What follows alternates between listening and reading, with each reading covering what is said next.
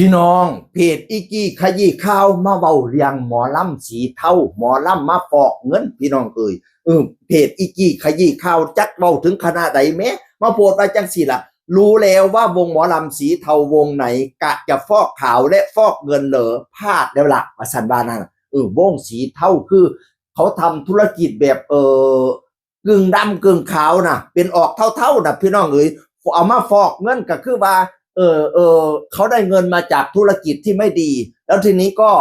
มาเอาเงินมาฟอกทางหมอลำประมาณว่าจะอ้างว่าเงินนี่ได้มาจากการเล่นหมอลำนะการแสดงหมอลำนะเอาเงินมาฟอกขาวความจริงเราเป็นธุรกิจสีเทาวะสันอีกี้โพดมาจังสีพี่น้องรู้แล้วว่าวงหมอลำสีเทาวงไหนกะจะมาฟอกขาวและฟอกเงินเหรอพลาดเดี๋ยวหลักวะสันบาแล้วก็โพดอีกขอนแก่นมีทุกรูปแบบเจ้าของสโมสรฟุตบอลแห่งหนึ่งก็เป็นเจ้าของเว็บและเอาสโมสรไว้ฟอกเงินมีผับมีร้านอาหารและอื่นๆคนขอนแก่นรู้ดีจะมีวงหมอลำเป็นของเจ้าของจะมีวงหมอลำเป็นเจ้าของเว็บทำไมจะไม่ได้อยากถามคุณตำรวจเช่นกันว่าไม่รู้จริงๆเหรอตำรวจบ่รู้ติวงหมอลำนั่นมันมีวงเดมาฟอกเงินฟอกขาวแล้วนะสิบ่ฮู้จริงๆที่เป็นเจ้าของเว็บพร้อมดีว่าซั่นว่านะอีกี้ว่าพี่น้องบัดนี้บอดตั้มแห่งเกียงไก่อีสานศิลป์ก็เลยไปเม่นเพราะว่าก่อนหน้านี้นะเนาะมีแต่คนไปเม่นว่ากรู้แล้วอีกี้ไปโพสต์เราฮู้แล้วว่าเป็นวงใดที่อันมาฟอกเงินมาฟอกขาวน่ะเขาเจ้าก็ไปเม่นว่ากผู้ใดก็กเป็นส่วนใหญ่บางคนเฮาว่ากอสสพะนะว่านั่นน่ะหวยบัดนี้บอดตั้มแล้วก็ฮ้อนวือๆล่ะเนาะว่ากน่ะมันหมายถึงผู้ใดล่ะพี่น้องบอดตั้มแห่งเกียงไก่อีสานศิลป์ก็เลยไปเม่นน้ำเขาอยากให้เป็นเกียงไก่อีสานศิลป์จังหลายตัวที่คอมเมนต์จะได้ไม่น่าแตกแต่น่าเสียดายมันไม่ใช่ว่าซั่นว่านั่นน่ะหลายคนกลับไปให้กำลังใจแล้วพี่น้องไปหาเม่นว่ากร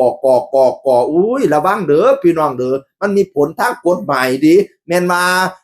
มันบ่ชัดเจนเฮาบ่ได้บอกชื่อเต็มเฮาบอกชื่อย่อลังเที่ยเขาก็หาข้อกฎหมายเล่นงานได้ถ้าเฮาเฮาเฉยๆไว้ดีกว่านะอย่าไปหาเลี้ยงเดือดร้อนใส่เจ้าของบัดนี้แล้วก็มาแซ่โพสต์ของอีกี้ดีบ่ต่ำโว้ยแล้วเห็นเป็นคนดูเดือดแล้วก็โพสต์ว่าจังซี่ล่ะวงไหนอยากรู้เหมือนกันเล่ามาไวๆวงหมอลำฟอกเงินน่ะวงไหนวงไหน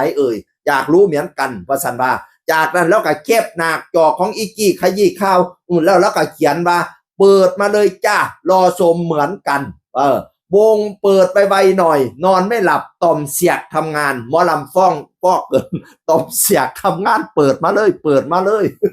อีกี้เปิดมามันเป็นวงใดต่อมเสียกทำงานเร็วพนะว่านั่นน่ะเฮาบ่รู้เด้อพี่น้องFCทั้งหลายอย่าไปเม่นอย่าหาเลี้ยงเดือดร้อนใส่เจ้าของขึ้นโลงขึ้นศาลตะย่านคืออย่างนี้พี่น้องถือปรับไหมใส่โทษได้ขายให้หน้าตาก้าดินดอนซ่อนหยาไปป้อมใส่ศาลไปป้อมเสียค่าทนายโอ้ยยากคักพี่น้องติดคุกติดตารางลูกเต้าเล้าหลอนซื้อข้าวผัดซื้อโอเลี้ยงไปยามอยู่เลี้ยนจำซุปเจ้าว่ามันมวนสติว้ายอย่าไปหาเมียนตะพื้นั่นละให้ทางกฎหมายเขาจัดการพุ่นน่ะเป็นด้วยรักและเป็นห่วงก็บ่ฮู้คือกันดอกว่าวงใดนั่นน่ะบ่ตามก็ว่าเปิดมาเถอะต้อมเสียกทำงานข่อยก็เสียกคือกันล่ะแต่ข่อยบ่เม่น